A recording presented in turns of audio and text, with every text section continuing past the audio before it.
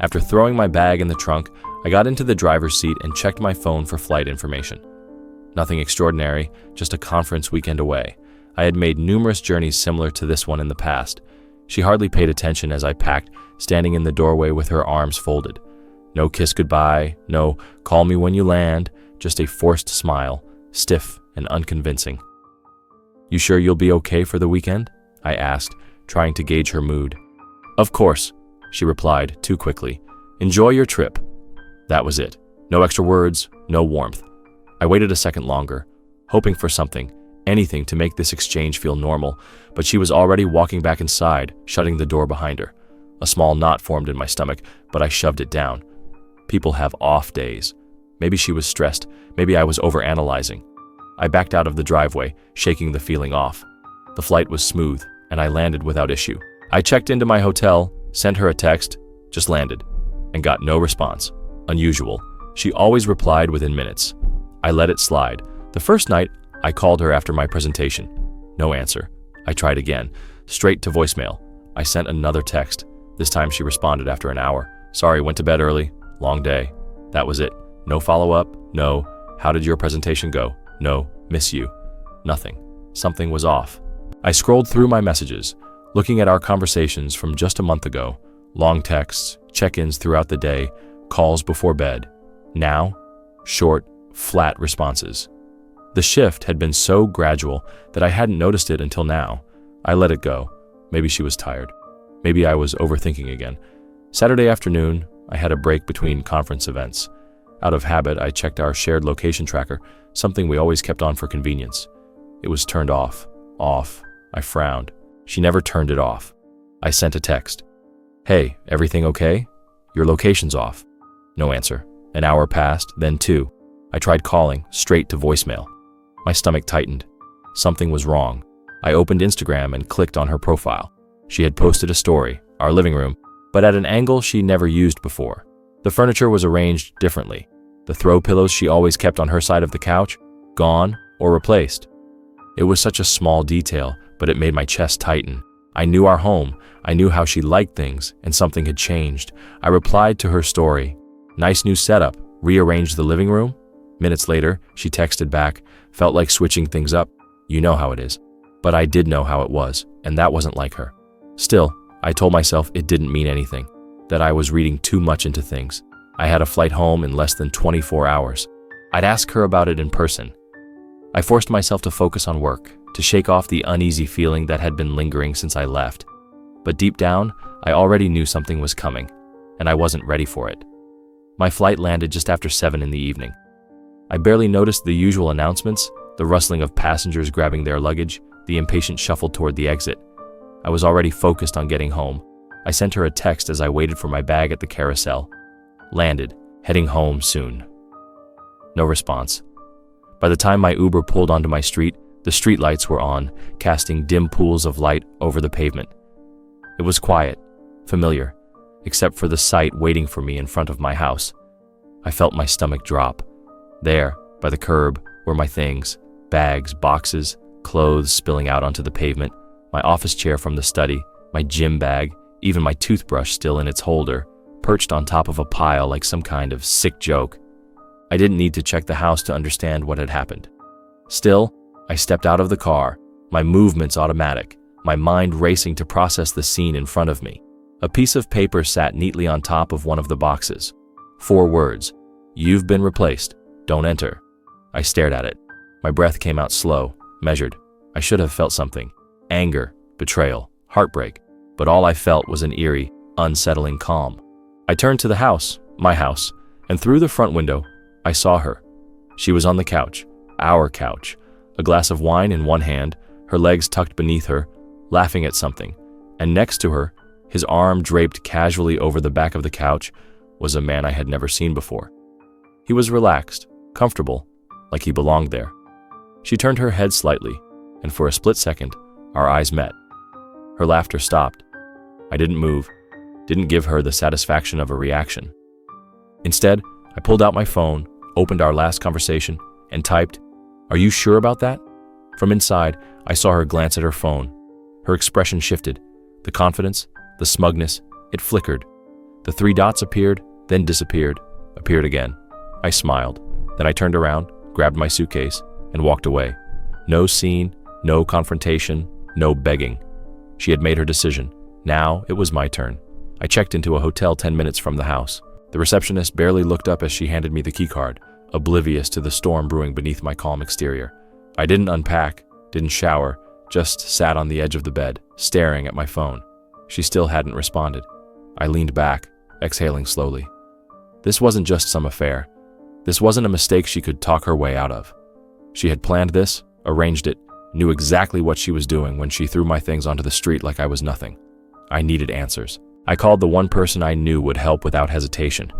"Tell me everything," I said the moment he picked up. Within an hour, he did. Her replacement was named Derek, new at her job, a smooth talker with a history of getting involved with women in positions just above him, women who could elevate his career, introduce him to the right people. He had done this before, more than once. The affair hadn't started last weekend, not even close. I scrolled through the screenshots my friend sent over, photos of them together at a restaurant 2 months ago, and Uber receipts showing he had been dropped off at my house while I was on a business trip 3 weeks earlier, a work event she told me she was going to, alone. Except Derek had been right there beside her the entire time. And then I found something even more interesting: financial records. Her credit card statements showed high-value purchases in the last few weeks: designer clothes, expensive dinners, a down payment on a new car. But there was something she didn't seem to realize. The accounts she was using? Joint accounts. She wasn't just spending her money. She was spending mine. I leaned forward, rubbing my jaw. She thought she had won, thought she had secured her new life, her new man, her new future, without realizing that everything she had was built on my foundation. The house? Mine. Her name had never been on the deed. The car? The leasing agreement in my name. The credit cards she had been maxing out? I controlled those. And then the final piece. The document she must have forgotten about. A contract signed years ago when we got married, a financial agreement that, in the event of separation, reverted certain assets and accounts immediately back to me. She hadn't kicked me out of the house. She had kicked herself out. I smiled as I forwarded the document to my lawyer. Let her have her fun. Let her think she had the upper hand, because in the next 48 hours, she was about to realize her perfect little plan was already falling apart. The first crack in her perfect little world came the next morning. I was sitting in the hotel lobby, sipping black coffee, scrolling through emails, when my phone buzzed. A charge had just been declined. Her charge. I knew exactly what that meant. She had just discovered that her credit card was useless. I had canceled every card linked to our joint account the night before, left just enough in her personal one for her to buy groceries, maybe gas, nothing else. I pictured the moment in my head. She'd be standing at a register somewhere, maybe a boutique, maybe a restaurant, her confidence intact, expecting the transaction to go through, and then declined. She'd try again, frowning now, maybe tell the cashier there must be a mistake, swipe one more time, decline. And that's when the panic would start creeping in. I smirked, took another sip of coffee, and waited. It didn't take long. A message popped up. Her. "Hey, weird thing. My card isn't working. Did the bank block it?" I stared at the text. Simple, casual. She was testing the waters, trying to see if I'd tip my hand. I typed back, "Not sure. You should probably call them." She left me on read. I checked the time. It was only the beginning. By noon, the next crack appeared. I got a notification from the leasing company. Her car was due for repossession. She had always loved that car, picked it out herself, drove it like it was her personal badge of success. Too bad she never checked whose name was on the paperwork. By the time she realized something was wrong, the tow truck would already be on its way. And right on schedule, my phone buzzed again. Her. Where the hell is my car? Not our car. Not even the car. Her car. I shook my head, leaning back in my chair. Me. You mean the car on my lease? She'd be back with the dealership soon. 3 dots appeared, stopped, appeared again. Then a phone call. I let it ring. She tried again, declined. Then another message. Her. We need to talk. I ignored that one too. She wasn't ready for what was coming next. By late afternoon, I got the confirmation email. The eviction notice had been delivered. She had 48 hours to leave. I imagined the moment again. The knock at the door, the legal envelope handed over, the confusion turning to disbelief as she scanned the paper. She thought she had kicked me out of my own house, but she had never owned it to begin with. The next text came faster than I expected. Her, what the hell is this? And then a call. I let it ring again. Then another message, this time with less bravado, more desperation. I don't understand. Can we talk? I smiled as I typed back my final message of the night. What's wrong? I thought you replaced me. I put my phone down. Let her sit with it. Let her feel it. The world she thought she built was already turning to dust beneath her feet, and by tomorrow, it would be gone completely. The next morning, I woke up to 9 missed calls. She had finally realized the depth of her mistake. I didn't answer. I let her stew in the silence while I enjoyed my coffee. By noon, I checked my security camera feed. She was outside the house, pacing back and forth, phone pressed to her ear. I watched her run a frustrated hand through her hair before she stormed back inside. She wasn't ready to admit defeat yet, but she was close. At 2 p.m., I got a call from an unknown number. I answered, already knowing who it was. Listen, I don't know what kind of game you're playing, but... I cut her off. You sound stressed. She exhaled sharply. We need to talk. We are talking. She hesitated. I could hear the strain in her voice now. She was struggling to hold on to whatever scraps of control she thought she had left. Okay, she said, forcing a calmer tone. Can you just explain what's happening? I leaned back in my chair, enjoying the shift.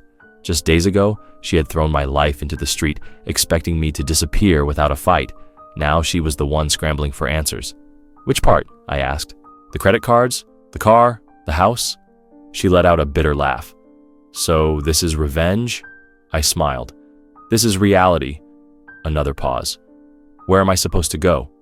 That one almost made me laugh. She hadn't thought that far ahead.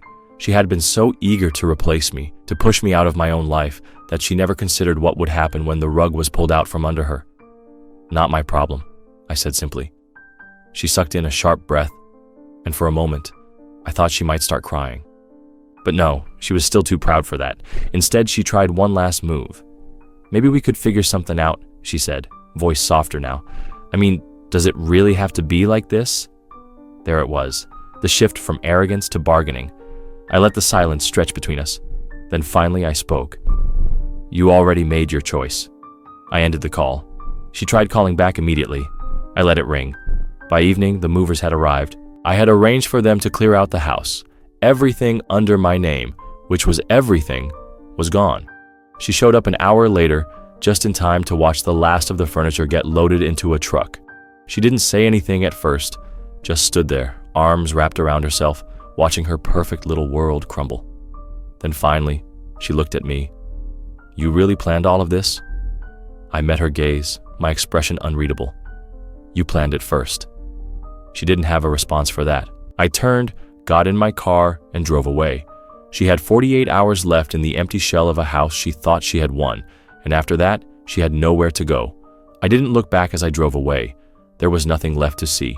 She had stood there, arms wrapped around herself, watching as the last pieces of furniture disappeared from the house she thought she had claimed. But I wasn't done yet. Not quite. The next morning, I woke up to another barrage of missed calls. I let them sit unanswered, just like the ones before. Then came the texts. Her. I need to talk to you. Can we meet? Please. The edge of desperation in that last one almost made me laugh. Almost. At noon, I checked the security camera feed one last time. She was inside now, sitting in the middle of the empty living room, the same room where she had once lounged so carelessly with him, sipping wine, pretending I no longer existed. Now there was nothing left but silence. I knew what she was thinking, the same realization that had finally settled in. No money, no car, no house, no Derek. He had disappeared the second he realized there was nothing left to take, probably ghosted her the moment the eviction notice hit. Good. I let her stew in that reality for a while longer before finally responding. What do you want? She didn't waste time. Can we just talk? Please. I took my time, made her wait. Then I sent the address of a small cafe downtown. Neutral ground. She arrived before I did. She always hated being kept waiting, but now she had no choice. I took my time getting out of the car, walking up to the table where she sat, arms crossed tightly over herself. She looked different now, less sure, less put together. No makeup, dark circles under her eyes. She had built her entire world around a fantasy, and now she was sitting in the ruins of it. I didn't say anything as I sat down across from her. She was the first to break the silence. I didn't think it would go this far, she admitted, voice quiet. I raised an eyebrow. You threw my stuff out onto the street while I was away. How far did you think it would go? She winced. I was stupid. That's the first thing you've gotten right, she exhaled sharply. I messed up, okay? I know that now. I leaned back in my chair. I had no sympathy left to give. She wasn't sorry about what she did. She was sorry she lost. Look, she tried again, leaning forward. We don't have to end things like this. I smirked. Oh, we ended things the moment you thought you could replace me. Her lips parted like she wanted to argue, but she knew she had no ground left to stand on. I pulled something from my pocket and slid it across the table. A key. Her eyes widened slightly. What is this? The key you had made when you changed the locks, I said flatly. She hesitated before picking it up, turning it over in her fingers. So, that's it? She whispered. I pushed back my chair and stood. That's it. I left her sitting there, still holding that useless key, still grasping at a life she had already destroyed. She had replaced me, and now she had nothing left at all.